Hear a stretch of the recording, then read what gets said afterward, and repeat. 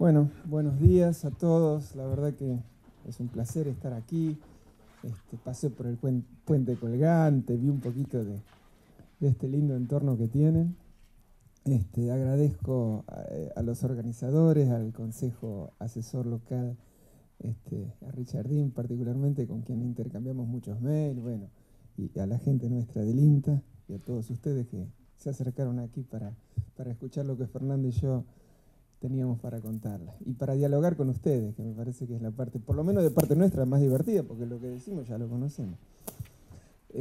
Antes de pasar a la presentación, yo les quiero comentar brevemente este tema. Trato de hacerlo cada vez que hablo porque es una forma de dar a conocer también acciones que llevamos adelante y que son de interés para mucha gente, y esperamos que sean cada vez para más gente, digamos, cada vez menos solo para especialistas y cada vez más para mucha gente.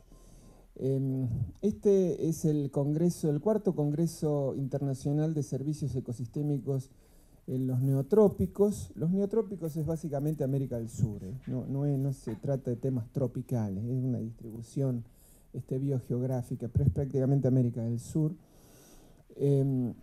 El lema es de la investigación a la acción. Yo les voy a mostrar algo chiquito de servicios ecosistémicos en la presentación, pero tiene que ver con todas aquellas funciones y procesos que ocurren en los ecosistemas de todo tipo, naturales, modificados, cultivados, prístinos, y de los cuales el ser humano obtiene beneficios, directos o indirectos. Beneficio indirecto puede ser, por ejemplo, los alimentos, la comida, que a través de la agricultura cosecha, la caza, la pesca, el agua, la madera.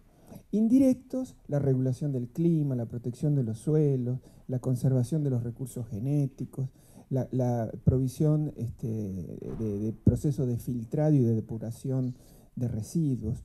Todos esos, los primeros normalmente han estado puestos en nuestra economía, han estado considerados, normalmente muchos tienen valor de mercado, ¿no? Algunos muy vitales, más o menos, como el agua, por ejemplo, ¿no? Entonces capaz que no los cuidamos tanto.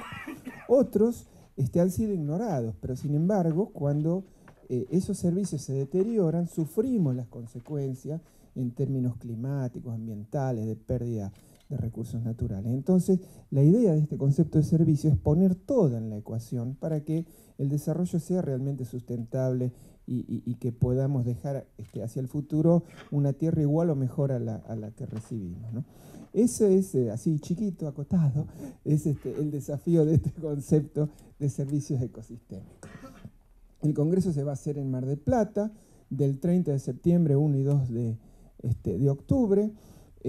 Ahí va a haber cursos precongreso, tal vez más para los estudiantes, la gente que está empezando, y también algunas salidas posteriores. Vamos a tratar temas como la caracterización y evaluación de funciones y servicios ecosistémicos, la valoración económica y social de los servicios, cómo incorporar estos conceptos en la toma de decisiones, cómo vincularlos a la sociedad, cómo manejar los sistemas para que se optimice la provisión de diferentes servicios, y también algunos foros, uno de políticas públicas y legislación ambiental, otro de iniciativas desde la sociedad y otro recogiendo experiencias locales, algunas de las cuales estamos llevando a cabo desde el INTA en distintas regiones del país. Así que bueno, esto está, este material creo está, o se lo vamos a pasar, si no, está dentro del material que ustedes tienen. Les dejo la invitación y si necesitan o si quieren averiguar más, simplemente se comunican al sitio que está ahí abajo, donde está la información del Congreso. Está todo en el CD. Así que ya les pasé el aviso y ahora vamos a la charla.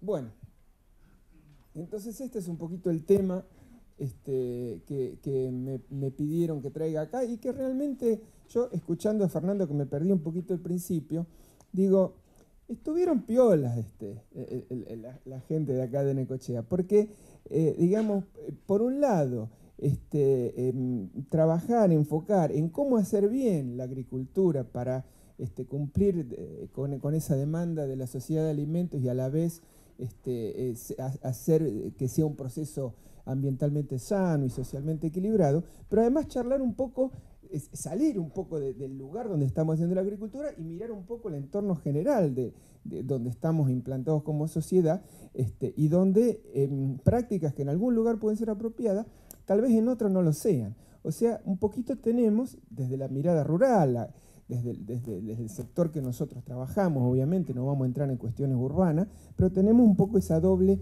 aproximación, esos dos elementos que son un poco los dos pilares de la sustentabilidad, en términos de desarrollo rural, de desarrollo agrícola, ¿no? Así que bueno, les voy a comentar un poco conceptualmente de qué se trata el ordenamiento, les voy a relatar algunas experiencias en la provincia y un poquito, lo van a ir viendo igual en el desglose, pero después algunas implicancias más directas para la producción agropecuaria. Bueno,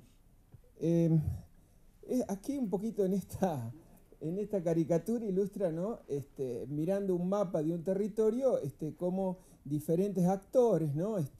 Uno piensa en dinero, el otro piensa en su producción, el otro piensa en el recurso para pesca o recreación, esta señora piensa en hacer bicicleta, es decir, cada uno tiene una mirada sobre el territorio es el mismo, pero cada uno lo mira desde un lugar, ¿no es cierto? Y si esas miradas no se ponen a dialogar, lo que se genera son conflictos, y lo vivimos cotidianamente. Y hay dos formas, miren, de salir de los conflictos, por la vía judicial o por la vía del diálogo y la concertación. Y de eso un poco es una de las expresiones, este instrumento del ordenamiento territorial. ¿Qué es el ordenamiento territorial? No es un mapa. Yo estaba mirando un mapa, pero en realidad el ordenamiento es la gente que está hablando. El mapa está, pero es la gente que está hablando, porque es un proceso, y es un proceso participativo. Es un proceso, por lo menos así es como lo concebimos nosotros y como es la concepción moderna de ordenamiento. Antiguamente era más lo otro, sentarse entre 4 o 5, hacer un mapa lindo y después bajarlo. Un proceso participativo, ¿para qué? Para la organización del uso del suelo. Esto, por ejemplo, significa zonificación agroecológica y usos óptimos de la tierra, es decir, ver las aptitudes de la tierra para las diferentes cosas. Y de organización y de ocupación del territorio. Esto implica la distribución de los asentamientos humanos, de los servicios, de la infraestructura, de los proyectos de desarrollo. Esta parte, la que es ocupación del territorio, es la que históricamente más se tuvo en cuenta en términos de ordenamiento. Y también el enfoque desde las ciudades, el enfoque urbano. Es decir, si ustedes van y miran planes de ordenamiento, incluso un ejercicio que se hizo acá en Necochea, el énfasis está puesto en esta dimensión del ordenamiento, cómo las personas se distribuyen, ocupan el territorio y las infraestructuras que generan, cómo se distribuyen. En cambio, esta parte ha sido mucho más desatendida. Generalmente, desde lo urbano, lo rural se veía como un espacio vacío, indefinido, que se podían hacer diferentes cosas y que en todo caso servía para que se expanda la población. Es decir, no se le daba la identidad propia que tiene y que evidentemente sustenta todo lo demás, porque sin la producción de alimentos, de comida, etcétera, no podríamos nosotros estar en las ciudades.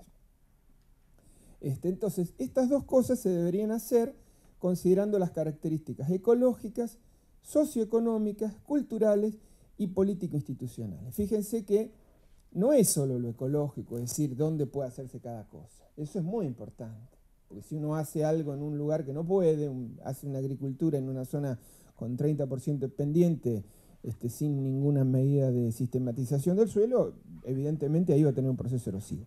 Pero también hay que considerar la situación social y económica de las personas, de la población que está viviendo ahí. Hay que considerar los componentes culturales, es decir, qué significa el territorio para las personas, cómo lo ven, cuál es su historia y cuál es su proyección, su deseo hacia el futuro, su aspiración. Y por supuesto, estas cosas no se pueden hacer, como muy pocas se pueden hacer ordenadamente, si no hay políticas institucionales.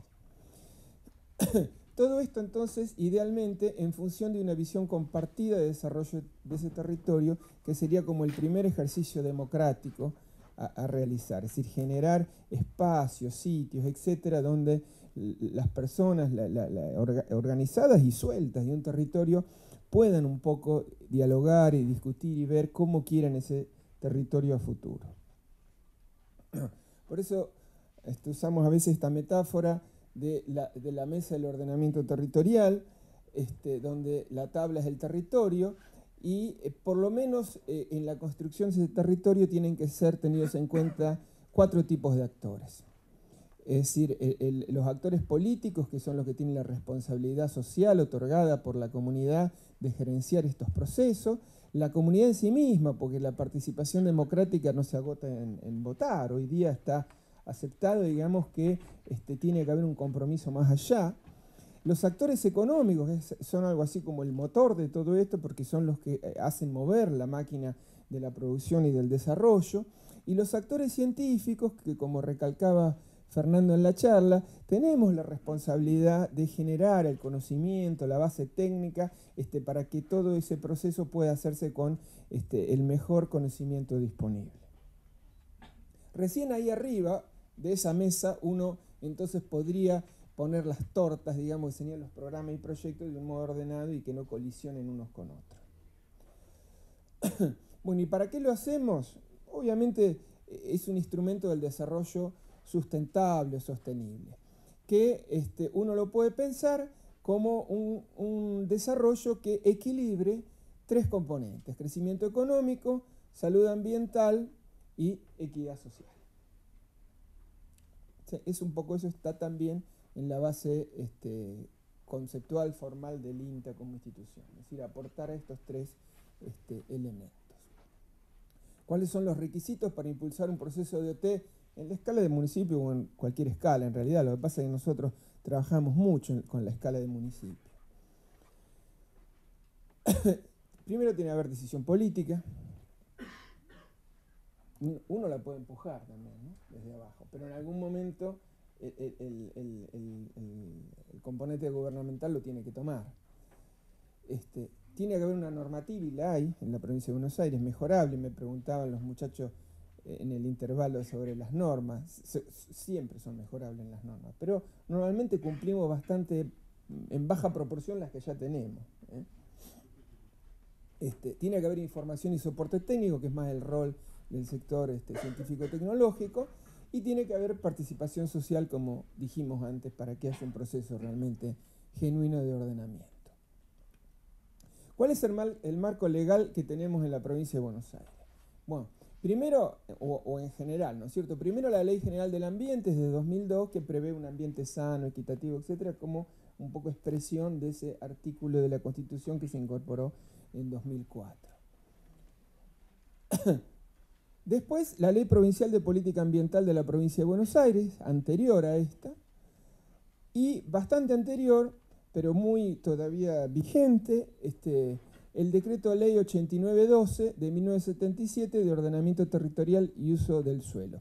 Este Decreto Ley es el que fue y sigue siendo de aplicación obligada en los municipios y es el que les determina que tienen que delimitar la zona, en cada lugar la zona urbana, complementaria y rural, y codificar después los usos en la urbana y en la complementaria. De la rural no dice nada.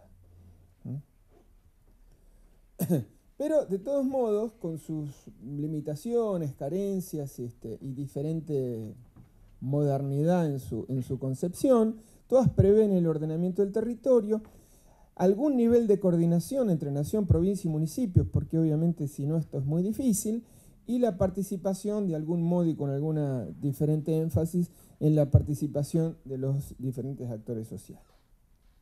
O sea, marco legal tenemos, mejorable, pero tenemos. Bueno, no sé por qué me vine de nuevo acá.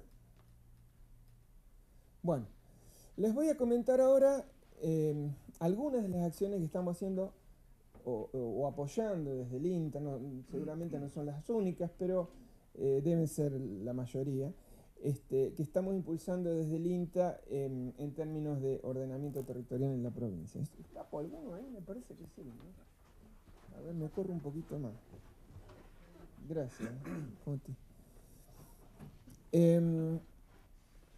Primero, la primera acción que iniciamos fue la de Balcarce, que como ya les comentó Luis en la introducción cuando me presentaba. En Balcarce iniciamos en 2010 el plan el trabajo en el desarrollar un plan de ordenamiento territorial. Yo se los voy a comentar ahora. El plan está finalizado y está en tratamiento en el Consejo Deliberante. No, en realidad, no me quiero sentar, no, prefiero. Sí, está bien. Bueno, a ver, espérate. Vamos a hacerle caso. Ahí está. Bueno. Después, un poco traccionado también por la experiencia de Balcarce, el partido de Benito Juárez. Con un enfoque o con un apoyo más en o incorporando también lo urbano y lo de infraestructura, porque a diferencia de Balcarce, Benito Juárez estaba muy atrasado en eso, pero obviamente también lo rural. Ya, digamos, hicieron la primera parte del proceso de desarrollo, hicieron el diagnóstico y presentaron a la sociedad hace muy poquito tiempo el diagnóstico que habían generado. Y en Tres Arroyos, también, más o menos en simultáneo con Benito Juárez, con un poquito más de atraso en el proceso, pero también hay un proceso de OT en marcha. Después, mucho más recientemente, este año, hace unos meses atrás, comenzamos un primer trabajo en General Alvarado, a partir de inquietudes desde la Agencia de Extensión Rural de Otamendi, en vinculación con el municipio y con apoyo de Balcarce, se empezó un poquito a trabajar en ver cómo se podría ir generando información para un proceso de este tipo. Y bueno, y después en estos dos partidos de la costa, en Tordillo y en la bahía de San Borombón, o sea, una zona muy baja, muy afectada por los eventos climáticos extremos, porque está muy sobre el mar, con inundaciones, etcétera, preocupados por el tema del cambio climático.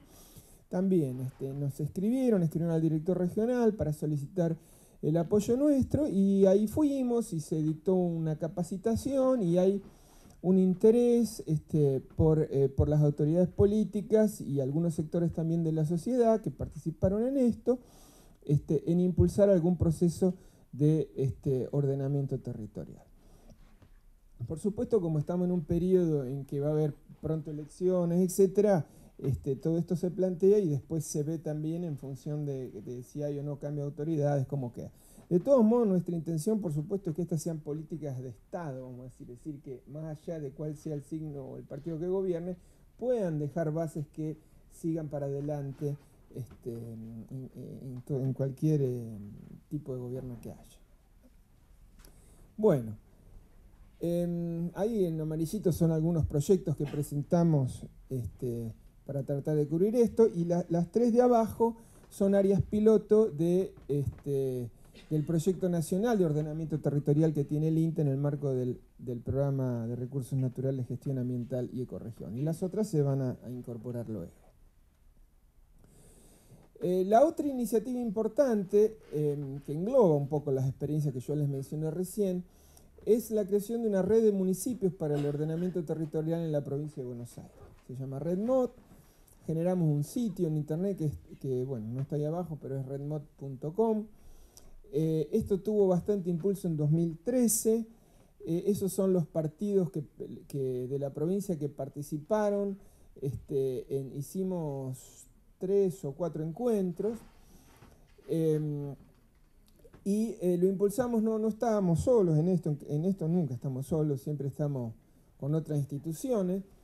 Las instituciones con las que estamos trabajando en ordenamiento, en la red y en varios de esos ejemplos locales que yo les mostré: el Ministerio de Agricultura, Ganadería y Pesca de la Nación, el Organismo Provincial para el Desarrollo Sostenible, OPDS, el Ministerio de Infraestructura de la Provincia de Buenos Aires, que es el organismo de aplicación del decreto de ley 8912, bueno, el INTA, el Ministerio de Asuntos Agrarios de la provincia y las facultades de Derecho y de Ciencias Agrarias.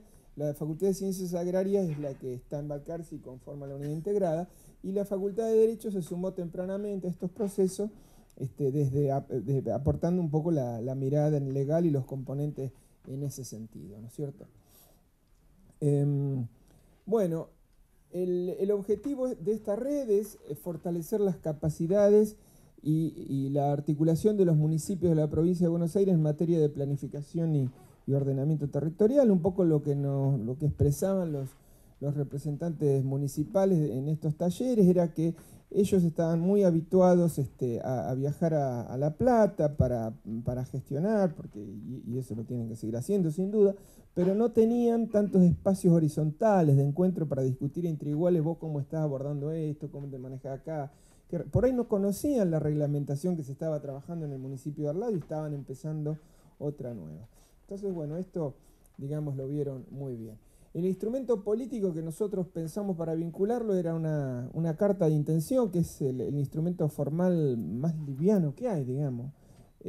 Pero, no obstante, como eran tantos organismos, cuando empezó a pasar por las áreas legales de cada uno, todavía está dando vueltas, digamos, por ahí.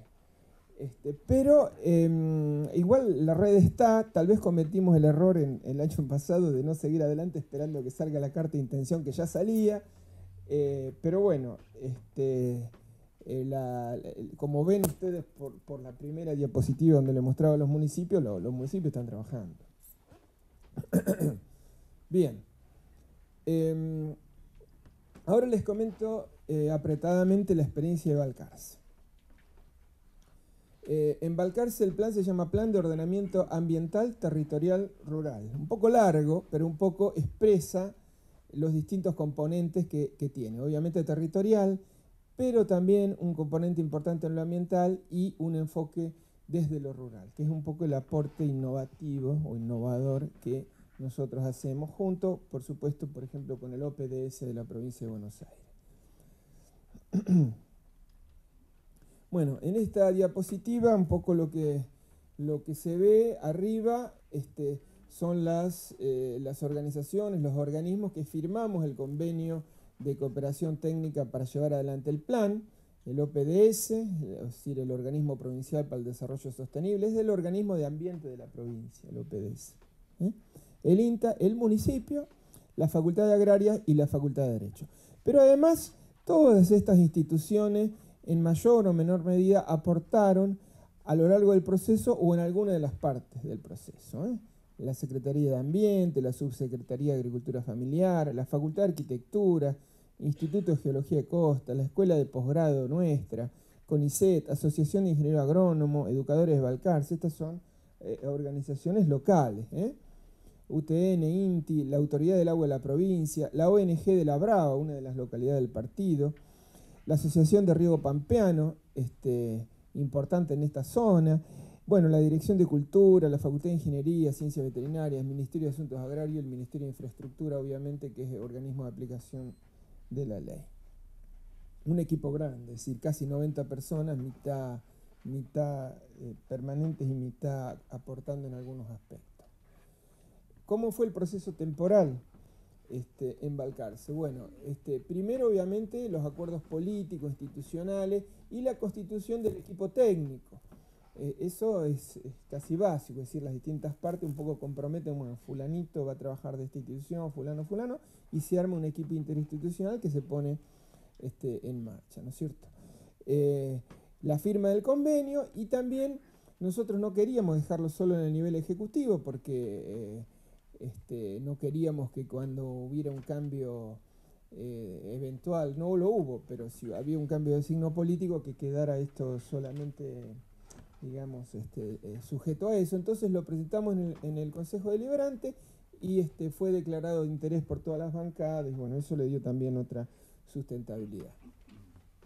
Después, bueno, la parte eminentemente técnica de recopilación y organización de información de base, tanto en lo ambiental, social y productiva, y todo esto se va montando en un sistema de información geográfica, que son mapas en capas, digamos, que permiten cruzar las capas, etc.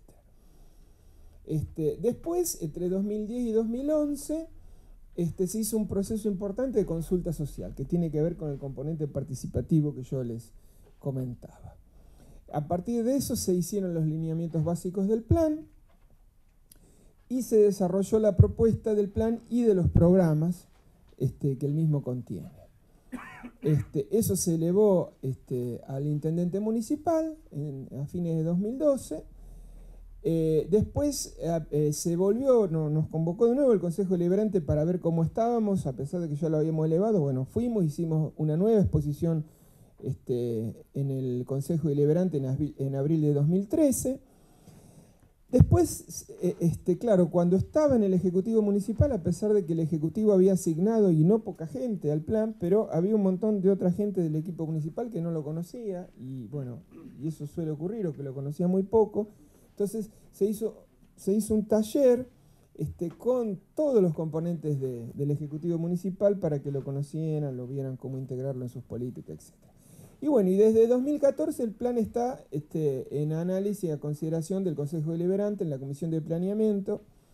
Nos volvieron a convocar, fuimos, explicamos y seguramente ahora nos van a convocar de nuevo y esperamos que este año salga. Pero bueno, estas cosas a veces llevan su tiempo. La consulta social, bueno, nosotros hicimos talleres, dos tipos de talleres. Uno lo llamamos talleres locales, que fueron de diagnóstico en cada una, en Balcarce, por supuesto, y en cada una de las localidades rurales del partido de Balcarce, ¿no? Acá son un poco imágenes de los talleres en Napaleufú, si no lo veo, Ramos Otero, en Los Pinos, en La Brava, San Agustín, y este es en Balcarce. En Balcarce hicimos varios, porque como es grande, hicimos en cada una, en 3 lugares distintos, en la sociedad de fomento diferente. Bueno, de aquí salió un diagnóstico. Es decir, en realidad nosotros no preguntábamos primero por los problemas, porque no nos parecía que era así la forma de trabajar, sino que primero preguntábamos por las aspiraciones, es decir, cómo quisieran ver su territorio a futuro, cómo lo imaginan, qué quieren, cómo quieren que sea. Después recién veíamos qué les impide llegar ahí, a ver dónde ven que hay dificultades para que alcancemos eso. Entonces ahí íbamos viendo los problemas. Y después veíamos si ya había soluciones parciales, etcétera, que estuvieran implementadas, acciones que pudieran servir. Y recién después veíamos qué era lo que faltaba. Con todo eso definimos 7 grandes ejes problemáticos y al año siguiente hicimos lo que se llamaron los talleres sectoriales, que eran propositivos. Es decir, en estos talleres ya convocábamos a los actores sociales vinculados a la problemática que se iba a abordar, que había salido como una problemática importante en esos diferentes talleres locales. Entonces, hicimos un taller de valoración de la naturaleza.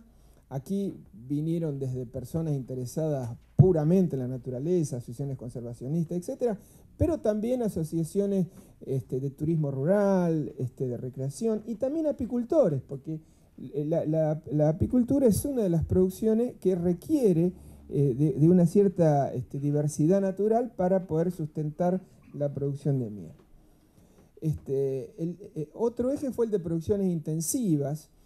Evidentemente es uno de los temas que surge rápidamente cuando uno va a los talleres como conflictivo, porque claro, son producciones, normalmente estas eran producciones animales, ¿no? Nosotros tenemos poco en Balcarce de producciones intensivas, quiero decir bajo invernáculo, etcétera, de vegetales. Pero las producciones animales intensivas, los feedlots, los criaderos de cerdo, los criaderos de aves, generan un impacto ambiental y normalmente están cerca de las ciudades. Entonces son temas de conflicto. Los tambos también estaban acá. Después el tema de silvio y agroindustria, que es otro componente también que normalmente está en las zonas complementarias, es decir, cercanas a las ciudades, generan laburo como todas, pero también son fuente de situaciones conflictivas. El tema de minería, que en Balcarce tiene cierto impacto, no muchísimo, pero hay canteras, y también acá pusimos también la parte de hornos de ladrillo. Bueno, el tema de manejo de agua, que salía siempre, porque obviamente es un elemento tan vital y siempre hay preocupación por si el agua va a alcanzar para los distintos usos, porque hay una demanda cada vez más creciente, pero también una preocupación sobre la calidad del agua. ¿Estará bien? ¿No estaremos tomando agua contaminada? ¿Cómo? Bueno. Después el tema de infraestructura y servicios públicos, que obviamente lo primero, si no es lo primero, es lo segundo que sale cuando uno va a una localidad rural. El camino de acceso está mal, el trazado adentro, no tenemos gas o la luz oscila. Bueno, como ven, no son cosas que normalmente aborda el INTA. Es decir, muchas de estas cuestiones son de otra índole. Por eso esto hay que abordarlo interinstitucionalmente. Y bueno, y después el tema de utilización de agroquímicos, que también salió en muchísimos lugares. Somos ciudades o pueblos con una fuerte impronta agrícola. Y bueno, todo esto que hablaba Fernando antes está presente: el aumento de la producción, la expansión de la producción y el uso de insumos y la preocupación de la gente como por el agua. Es decir, no estaremos contaminándonos. Yo vi pasar el mosquito y no viene la deriva y hay problemas de cáncer. No será que tenemos más. Bueno, en fin, hay una cantidad de preocupaciones genuinas ahí, normalmente con bastante poca información sólida atrás, que no solo nos corresponde a nosotros, también a la investigación médica, etcétera. Hay que hacer esfuerzos importantes para realmente tener información que permita pasar un poco de la preocupación a la ocupación, porque con la preocupación uno genera una inquietud, pero después para ocuparse necesita información. Bueno, y de todo esto entonces salieron las propuestas. Los lineamientos generales son generales. Bueno, propiciar un partido ambientalmente sustentable y territorialmente integrado, fortaleciendo las comunidades rurales. Esto también lo marcaron ustedes acá en el plan urbano ambiental de Necochea. ¿Y por qué? Porque siempre ocurre, es decir, no tenemos territorios equilibrados. Es decir, la gente, por su propia inercia, digamos, tiende a acumularse en una ciudad o en dos. Y cuando a medida que empieza a crecer, las empresas quieren estar ahí, no en otro lado, y todo ahí, y los pueblos rurales van colapsando. Entonces, como hay poca gente, ya no es económico ponerle líneas de transporte o llevar la telefonía celular o la televisión digital, y bueno, y eso genera un proceso negativo, es decir, donde promueve la concentración y por otro lado el despoblamiento, y también el despoblamiento rural, ¿no es cierto? Es decir, la gente ya no quiere vivir en el campo, pero bueno, en parte también es porque no llegan los servicios. Es decir, las opciones tal vez podrían ser otras si uno puede disponer de las comodidades igual que como en una ciudad. Entonces, bueno, esto es un elemento que surge casi siempre y que es bien de ordenamiento territorial, incluso de la parte tradicional del ordenamiento, es decir, la parte que se ocupa de la ocupación del territorio. La otra cuestión es valorizar el patrimonio natural y cultural del partido de Balcarce, es decir, generar un perfil de desarrollo endógeno. Uno rápidamente aprecia que hay un montón de componentes del paisaje, de las potencialidades productivas, de la cultura, etcétera, que están por debajo, están como ignoradas o subutilizadas y podrían generar elementos de desarrollo muy importantes si fueran tenidas en cuenta e incorporadas políticamente en los planes de desarrollo. Y el tercero es promover el desarrollo de todas las actividades ambientalmente sustentables y socialmente aceptables. Esto significa expandir posibilidades potenciales, porque uno en estas regiones, particularmente de pampa húmeda y con clima templado, uno puede hacer innumerables cosas, ¿no es cierto? Y normalmente se hacen muy pocas. Yo la primera parte de Fernando no la escuché, pero seguramente habló de cómo se concentra la producción en 2, 3 o 4 grandes cultivos. Y bueno, y hay una captura, digamos, del territorio por pocas opciones productivas, que también puede ser desde la política modelado, impulsar producciones locales que tengan aptitudes óptimas de ese territorio, pero claro, hay que ponerle atrás soporte, posibilidades de comercialización efectivas, todo lo que a veces no se pone. Entonces por ahí se lanza un plan conejo y después al año siguiente, a los 2 o 3 años, quedan los pobres productores de conejos solos, no saben qué hacer con los conejos y colapsa. De esa historia tenemos muchísimo. O sea, se pueden hacer muchísimas cosas, pero hay que ponerle atrás una política sostenida para que el productor las pueda llevar adelante. Bueno, y de ahí sacamos una cantidad de programas, 9 programas. El primero es de educación para el ordenamiento ambiental y territorial, y es el programa por por el cual además está previsto iniciar el plan, porque esto obviamente requiere un conocimiento, una difusión, que vaya entrando en la cabeza. Estas cosas no se logran por fuerza legal, digamos. No, tiene que haber, obviamente, un marco normativo, pero fundamentalmente se logran por incorporación en el pensamiento, en la idiosincrasia de las personas, ¿no? También en la educación formal, no solo informal, también en las escuelas, en la Facultad de Agronomía, para los ingenieros agrónomos. Bueno, el otro es el programa de valoración de la naturaleza y los servicios ecosistémicos, que bueno, tiene que ver con un poquito, como decíamos antes, poner en valor ese entorno, ver esos servicios, esos procesos que están generando los ambientes y que nos pasan desapercibidos y que podemos afectar negativamente si no los conocemos. El otro es el de manejo integral del agua. Obviamente no requiere mayor explicación, hay mucha preocupación y lógica por eso, porque normalmente uno, hace un par de años atrás tuvimos un taller importante en agronomía, donde vinieron investigadores de otros lugares del planeta, por el tema de agroquímicos. No sé si vos estuviste, Fernando, y había un español que decía, me dicen que el Guadalquivir está contaminado. Vaya novedad, decía, ¿no es cierto? Es decir, hay tanto uso de agroquímicos. No estaba contaminado con agroquímicos, estaba contaminado con, ¿cómo es lo que se usa para el dolor de cabeza? Por ibupirac, ese tipo de cosas, cocaína y qué sé yo, qué otras sustancias, ¿no es cierto? Es decir, lo que pasa es que por ahí son vestigios, son niveles, pero hoy el grupo de José Luis y Virginia, que empiezan a mirar agroquímicos, encuentran por todos lados. ¿Qué quiere decir? ¿Que esa agua no se puede tomar, que uno se va a envenenar? Posiblemente en la mayoría de los casos no, son trazas, pero el impacto humano digamos, impacta todo el sistema, ¿no es cierto? Entonces, estas son luces de alarma muy importantes. Si nosotros no hacemos las cosas bien, en un determinado momento los niveles pueden pasar umbrales de daño y encontrarnos con un problema muy serio y muy mayor y con inercias de muchos años después para resolverlas. Bueno, el de agricultura y ganadería sustentable, que es un poco, no tanto por ahí las prácticas puntuales, aunque esas están incluidas, pero también un poco identificar a nivel un poco más macro cómo se puede expandir la agricultura, la ganadería, qué cosas pueden llegar hasta qué lugar, etc.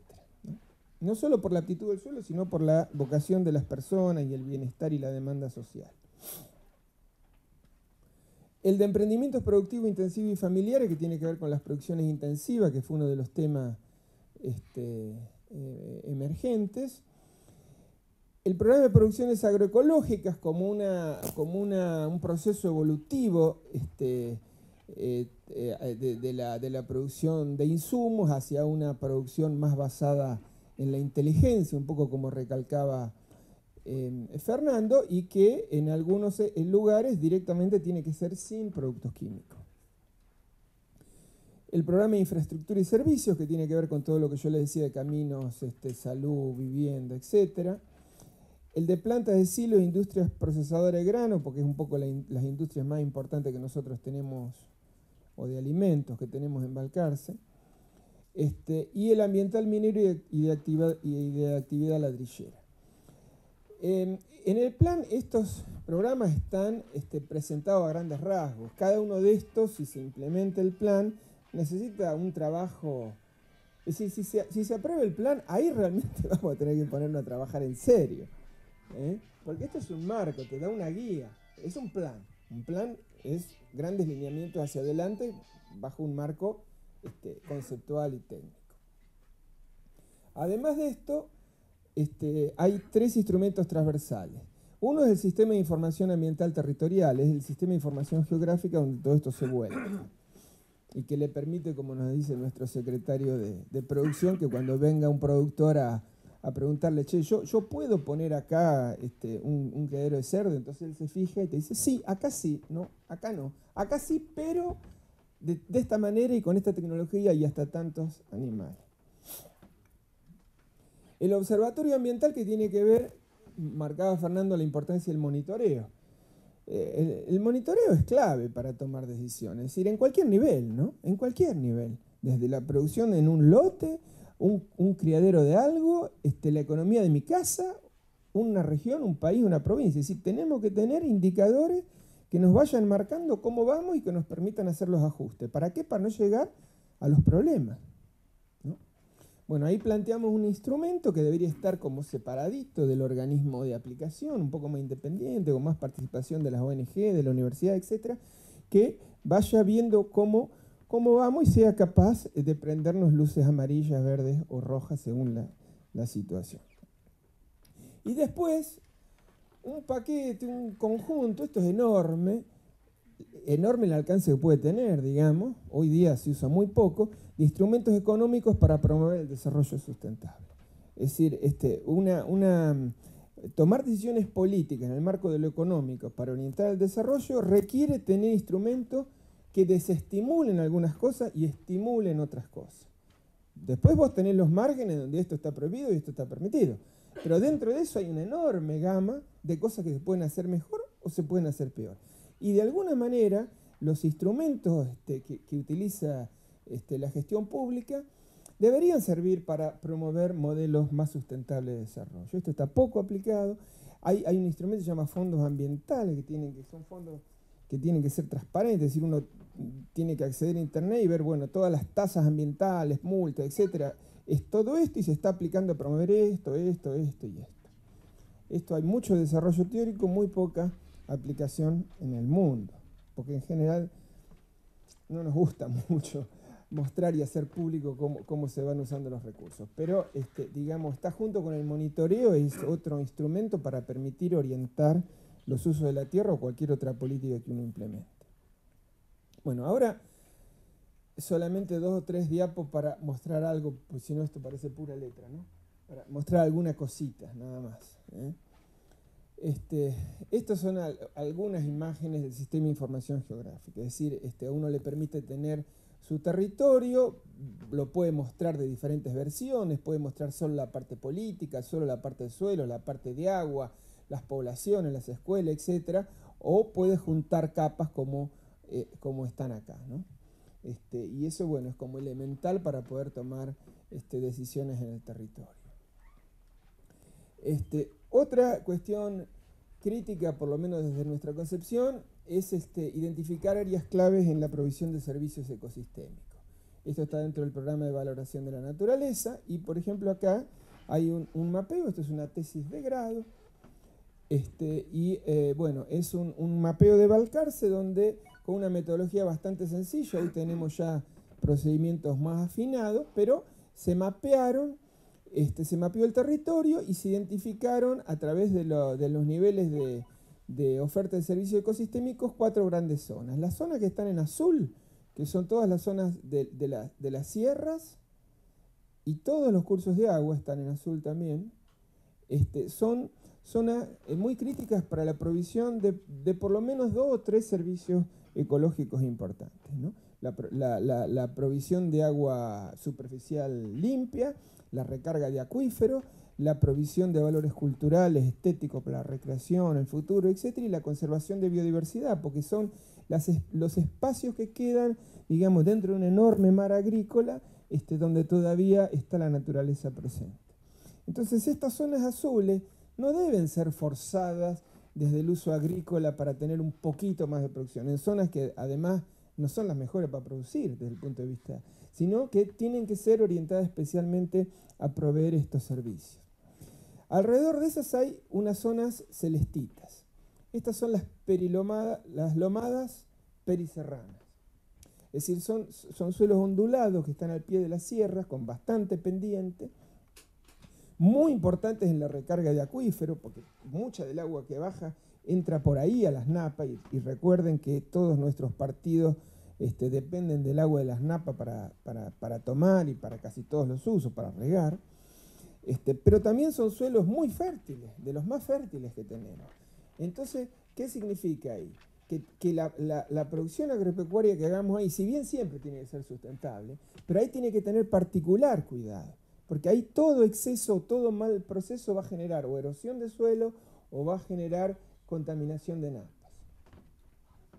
Después tenemos en verde las zonas llanas, digamos, o más o menos llanas, aptas para agricultura. Ahí, sin duda, el principal servicio ecosistémico que están generando es la producción agrícola, la producción agropecuaria. Siempre en un marco de sustentabilidad, y como ilustraba Fernando, siempre lo podemos hacer mejor. Pero está bien usar esas zonas principalmente para eso. Por más que adentro hay una heterogeneidad, de cualquier predio hay una heterogeneidad, y va a haber lugares que uno por ahí pueda priorizar para conservar tal o cual servicio ecosistémico alternativo.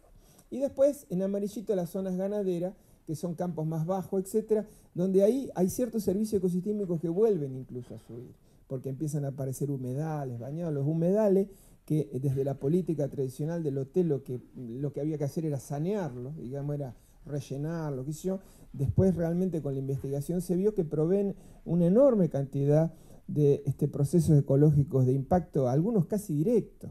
Por ejemplo, cada vez que llueve, esos humedales se expanden y actúan como esponjas que toman el agua. Si uno lo seca, el agua pasa de largo, y si bien al productor que tenía el humedal le puede parecer fantástico, el que está aguas abajo no opina lo mismo, porque se le va al campo de él. Entonces, tener esa distribución de humedales desde el punto de vista del servicio que presta en la regulación del escurrimiento superficial es muy importante. Además, conservan biodiversidad, aves, son sitios de esparcimiento. Bien.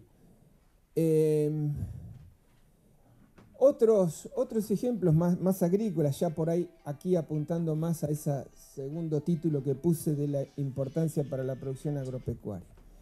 Estos son mapas que generó uno de nuestros técnicos, que ahora está terminando su doctorado en Canadá, donde usando información, por un lado, del ambiente, del suelo, del clima, de las necesidades, requerimientos de los distintos cultivos y también información de localización,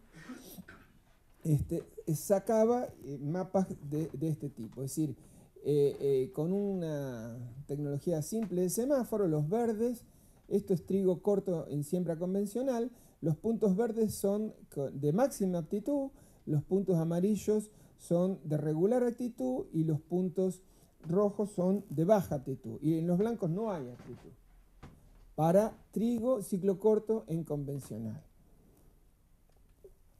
Ahora, si el trigo es de siembra directa, cambia el panorama.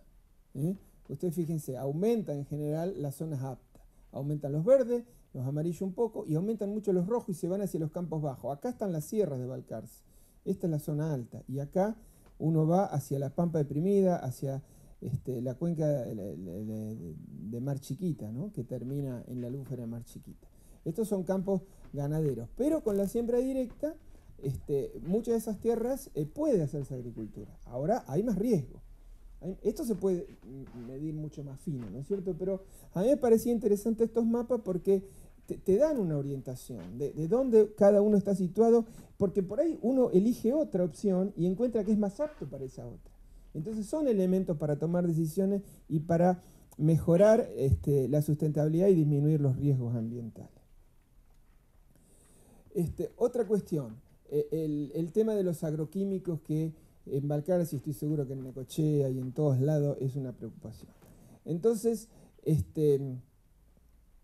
acá hay una doble discusión en este tema. Desde un punto de vista científico-técnico, alguien me puede decir, y por ahí tiene razón, de que uno puede hacer agricultura hasta el borde de las casas.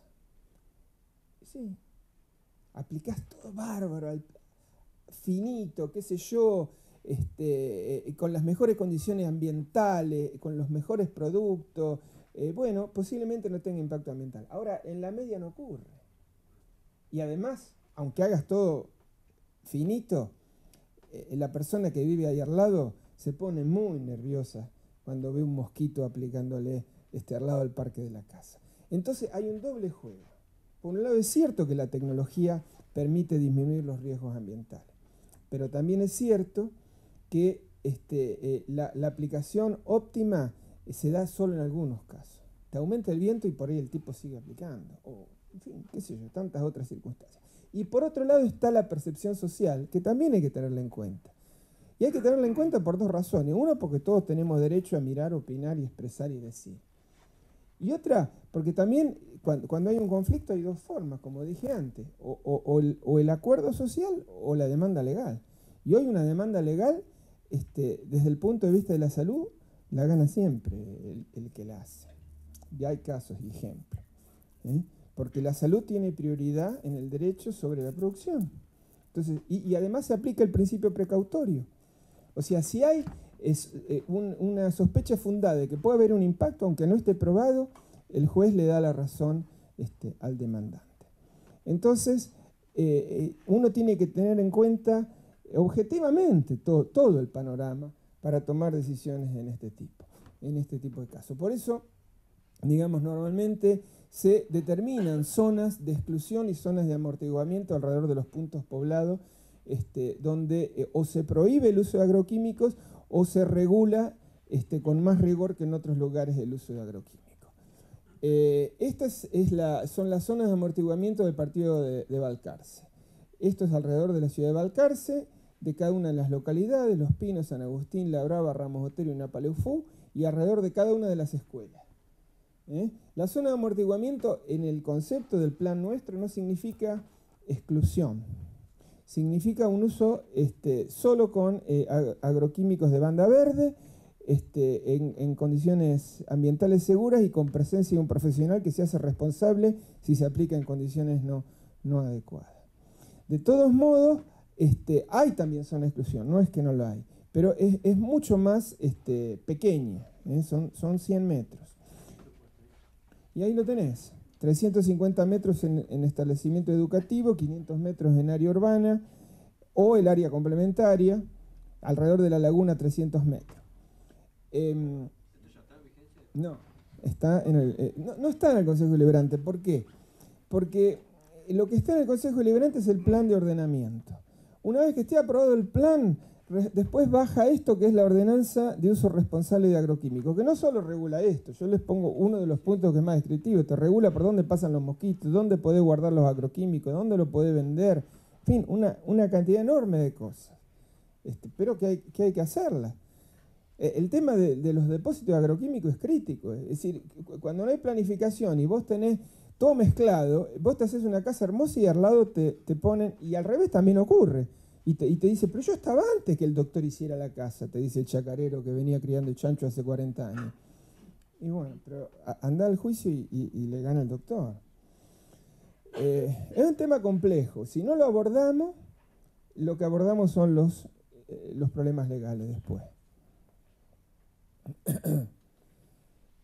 Ahora, claro, lo que te dice el productor, y genuinamente te lo dice, es pero yo estaba acá produciendo, ¿y ahora qué hago? Bueno, tenés que darle opciones, ¿no? Nosotros, en todas estas zonas de amortiguamiento, lo que proponemos es un proceso de transición a la producción agroecológica. En INTA tenemos dentro de una red que se llama Agroecología, que es como un programa nacional, un instrumento que es de promoción, digamos, de apoyo a la transición, porque tiene que haber una transición, es decir, tiene que haber una incorporación, una adecuación, aprender, qué sé yo. Eso tiene que estar contemplado en el plan. Es decir, vos no se puede pasar de no regular nada a regular todo de golpe. Es decir, tiene que haber un proceso gradual donde estas cosas se van incorporando, se va brindando, y tiene que haber inversión. Tiene que haber inversión pública para hacer esto posible. Bueno, pero acá un poquito lo que sumaba eran las hectáreas, ¿no? Si uno suma todas las zonas urbanas, tiene 1.650 hectáreas, la zona de amortiguamiento más de 6.000, y si suma todo alrededor de los colegios, le da 1.800. Son como 10.000 hectáreas, donde nuestra idea ahí sería recrear cinturones verdes, como teníamos en alguna época, para hacer una producción sana, que sirva para el desarrollo local, que vuelva a dar trabajo a los agricultores alrededor de los pueblos, a los pequeños, que dé opciones al tipo que se quiere ir a producir. Bueno, dale los medios, dale la posibilidad, que haga este tipo de producciones. Nosotros tenemos muchos pequeños productores que han sido casi excluidos de la sociedad por el gran modelo productivo que no puede nunca alcanzar, y el otro no lo puede hacer porque está dentro de una zona de restricción y no puede aplicar agroquímicos o no puede criar conejos. Entonces, bueno, hay que generar esas opciones. Pensamos que volver a generar cinturones verdes de abastecimiento local es una opción interesante, que tiene otras ventajas, como que los costos no tienen transporte, menos huella ecológica, en fin. Bueno, la otra cuestión es las producciones intensivas, como les decía. Hoy día, en Balcarce, no se pueden hacer producciones intensivas en un radio de 10 kilómetros de la Plaza Libertad. ¿Qué es producción intensiva? Cualquier cosa que produzca. Un confinamiento es una producción intensiva. Esto no lo podés hacer a 10 kilómetros de la Plaza Libertad, o sea, del centro de Balcarce. Pero esto, ¿por qué no? O esto, ¿por qué no? O eso, ¿por qué no? Hoy día no está diferenciado. Entonces, lo que nosotros proponemos es habilitaciones transitorias, planes de adecuación gradual, protocolo de buenas prácticas por tipo de producción, perdón, me fui al final, y diferenciación por tipo. Es decir, que en este tema que es tan importante y con tanto impacto social además, porque ahí es donde están los pequeños productores, está hecha, es otra ordenanza. Estamos esperándola, se nos empieza a jubilar la gente que nos hizo las ordenanzas y todavía no salieron porque no nos aprobaron el plan. Pero es de un esfuerzo de materia gris muy importante. Hay todas unas tablas armadas donde para cada producción te dice, con esta tecnología, estos animales, con esta otra esto, y acá o allá, en fin. Es un esfuerzo importante, pero es justo hacerlo. Porque no podés hacer una reglamentación tan rígida donde dejás un montón de pequeños productores que no pueden hacer nada, porque además son los que tienen menos medios económicos para irse a otro lado. No pueden, terminan en la ciudad, ponen un kiosco. Bueno, esto es parte del equipo de OT de Balcarce, el intendente, Eduardo Álvarez Manzaneda, el secretario de Planeamiento que falleció el año pasado, Carlos Muñoz, que es el mayor pingo ahí del municipio que tenemos, siempre tirando para adelante, y bueno, y los demás, bueno, es Cortés, Kiko Ciotti de facultad, en realidad que era concejal en ese momento, y bueno, y todos los demás somos del INTE, de la facultad. Bueno, ese muy cortito entonces, no sé si tan cortito, pero bueno, yo soy charlatán, no se me hacen muy cortas las cosas, la parte del plan de ordenamiento de Balcarce. Y ahora 2 palabras, porque claro, a mí siempre me gusta ver un poquito la situación local, ¿no es cierto?, cuando voy a un lugar.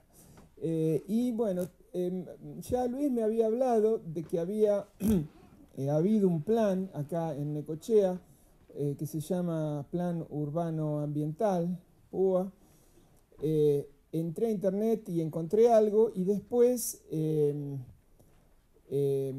Celeste Molina nos hizo llegar un libro de su papá, que fue intendente, y en el libro, bueno, era un poco la historia de la gestión, pero adentro había un CD donde estaba desarrollado el plan. Es un montón de información, yo no tenía tiempo para mirar todo eso, pero de todos modos me parece que es un antecedente importante para tener en cuenta, porque estas cosas llevan esfuerzo, llevan tiempo, y a veces después caen un poquito en el olvido, ¿no?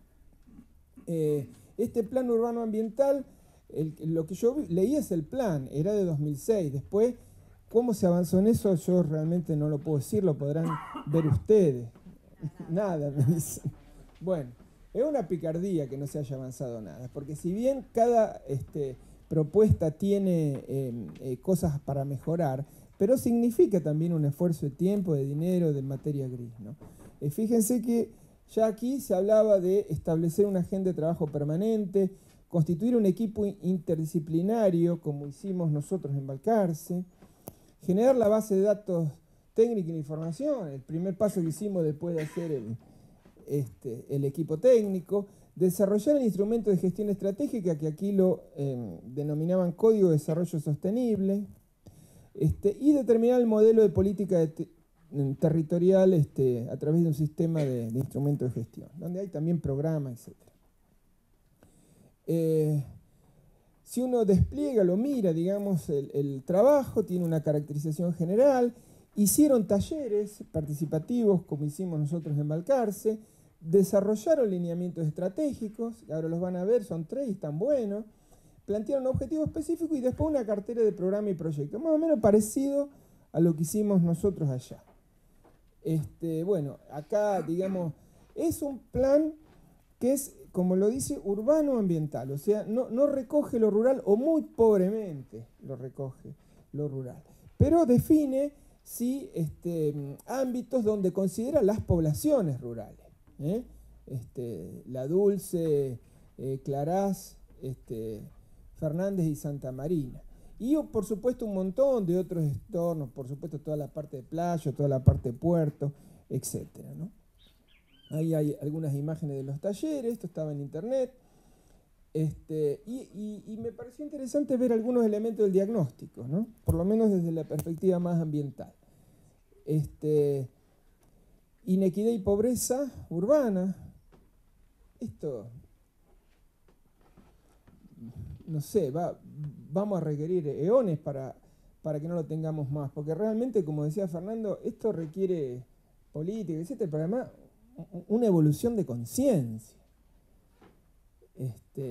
Hoy vivimos en un planeta, en una realidad con medios de inteligencia, con medios tecnológicos enormes, y seguimos siendo inequitativos, injustos y marginando. Ahí refuerzo un poquito el mensaje que decía él, pero es que los cambios en última instancia o en primera instancia siempre pasan por ahí. Porque cuando uno toma una decisión, ¿qué es lo que tiene atrás en la cabeza? ¿Cuáles son sus motivaciones? Digamos, acá hay 2 caminos siempre. O me beneficio yo y miro yo y en última instancia después me perjudico, porque eso tiene... O amplío un poquito mi campo de conciencia y meto... Había un libro, no sé, algunos de ustedes por ahí lo leyeron, que era Las enseñanzas de Don Juan, de un antropólogo argentino, algunos dicen que era, otros brasileños, que es Carlos Castaneda. Él va a hacer una tesis con los indios yaquis en el desierto Sonari y lo terminan tomando de discípulo el brujo, ¿no? Y se hace brujo. Y le decía, vos lo que tenés que hacer es estirar tu egoísmo para meter a los otros adentro, le decía. Porque las cosas que enfocás con tu egoísmo las haces muy bien. El problema es que es un círculo muy chiquitito. Entonces, lo que tenés que hacer es estirarlo para meter a la realidad adentro, ¿no? Bueno, es un poquito lo que tenemos que hacer nosotros, porque realmente cuando uno genera un impacto ambiental o cuando uno genera inequidad, puede parecerle que se beneficia. En el mediano plazo se perjudica igual que todo, porque estamos todos dentro de la misma olla, como decía el tango Cambalache, ¿no? Bueno, el tema de disfuncionalidad urbana, crecimiento en extensión, eso es muy común. Ahora con el tema de los country y todo eso, más todavía. Es decir, las ciudades tienden a ocupar el espacio rural, tierras productivas, incluso, pero además con un costo en términos de infraestructura, llevarle servicios, etcétera, muy alto. Los urbanistas siempre tienden a tratar de concentrar, a dar los medios, pero que la gente se mantenga más junta. Conflictividad de actividades, obvio, si no, no habría necesidad de hacer planes. El tema de erosión costera, que bueno, es bien tomado en este plan. Alteración de los recursos hídricos, no entré a mirar de qué se trataba, pero me lo puedo imaginar. Gestión ineficiente de los residuos sólidos. Esto, de nuevo, un problema de conciencia, es decir, estamos mirando siempre lo que producimos, pero nunca lo que desechamos. Nos gusta producir, nos gusta generar cosas, pero no nos gusta hacernos cargo de los impactos de ningún tipo, y menos de la basura, que es tan sucia y fea. Y así no va la cosa. Hay que mirar la basura como elementos a reciclar, a reutilizar. Una enorme cantidad de ellos pueden reutilizarse. Es otra fuente de trabajo y de producción, pero lo tenemos que incorporar. Bueno, el tema de contaminación del suelo, de la atmósfera. La falta de valoración del espacio público, que también lo encontramos en Balcarce. Nosotros allá lo llamábamos de los recursos naturales, del paisaje, pero bueno, también tiene que ver. y la gestión inadecuada del patrimonio urbano y natural. Y fíjense las tres líneas estratégicas. Necochea y Quequén, ciudades con identidades propias articuladas en un conjunto funcionalmente equilibrado. Sigue un poquito, pero ese es el eje de las dos grandes ciudades que tienen. La 2, desarrollo de las franjas costeras, marítima y ribereña de Necochea y Quequén, incluyendo, o sea, por un lado la vertiente del turismo y por otro lado la vertiente del complejo agroexportador. Y la tercera, el desarrollo de las localidades del interior del partido, soporte de la actividad agrícola ganadera. Impecable. Son los tres grandes frentes. Le faltaría más el enfoque rural, pero eso ya lo dije. Ya está. Pero desde el punto de vista de cómo está planteado, perfecto. Y bueno, y estos son los programas que desarrollan, no tan distintos a los nuestros, les falta un poco el componente más rural, pero infraestructura y servicio, equipamiento, valoración de espacio público, desarrollo urbano ambiental, gestión de residuos, índice y medición de calidad de vida. Esto tiene que ver con el monitoreo que hablábamos antes, atención de la emergencia urbana y desarrollo urbano en las localidades del interior. El 80% o 90% del plan está concentrado acá, ¿no? Porque es donde está la gente. A mi gusto yo le pondría un poquito más ficha al otro, pero bueno. Pero en el punto 5 está lo agrícola, Varias cosas agrícolas. ¿Acá? Sí, está la gestión de envases vacíos. Bueno, claro, porque es porque en la agricultura hacemos igual que en la ciudad, ¿eh? Si lo tiramos para el otro lado. Bueno, no prosperó, es una pena. Y tenía este otro programa de intervención urbana estratégica y orientadas a la productividad y estas a la equidad. Bueno, esta visión está en el plan y seguramente en el consciente y el inconsciente de la gente de este partido. Esta otra no tanto, a mi gusto. Pero son los dos mundos que coexisten y que tenemos que integrar. Bueno, esto más o menos fue saliendo en la charla, ¿no? Pero si tratamos de mirarlo ahora un poco en retrospectiva y en síntesis, algunas de las implicancias del OTR para la producción agropecuaria. La producción agropecuaria, esto le permite ajustar su emplazamiento espacial y su modalidad a las capacidades de restricción del territorio, básicamente. ¿Y esto qué permite? Mejorar el rendimiento, la seguridad de cosecha y la sustentabilidad de lo que uno hace, especialmente en años con condiciones ambientales extremas, porque uno para tomar decisiones no puede mirar la media, tiene que mirar los extremos, y tiene que mirar la frecuencia de ocurrencia de los eventos extremos, que cada vez son más, porque con el tema del cambio climático, miren, hay discusión de si cuánto va a subir la temperatura, 1 grado, 2 grados. Lo que hay poca discusión es que aumentan los casos extremos. Tenemos más lluvias, más sequía, más tsunami, aumentan los casos extremos. Optimiza la provisión de servicios ecosistémicos, como le expliqué antes, porque uno no solo produce, conserva el suelo, conserva calidad del agua, el servicio de polinización, los controles biológicos, muchas de las cosas que mencionó Fernando. Él no habló de servicio ecosistémico, pero son servicios ecosistémicos. Están ahí para mejorar sustentablemente la producción. Disminuye los riesgos de impacto ambiental y sobre la salud humana por el uso de agroquímicos. Disminuye las posibilidades de demandas legales del productor agropecuario. Y revitaliza las posibilidades de desarrollar producciones agroecológicas y mercado de abastecimiento local. Algunos, desde nuestra mirada, como nosotros lo hemos enfocado. Creo que ahí terminé.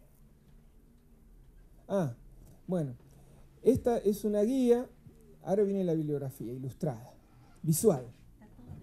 Está en el CD, sí, todo está en el CD.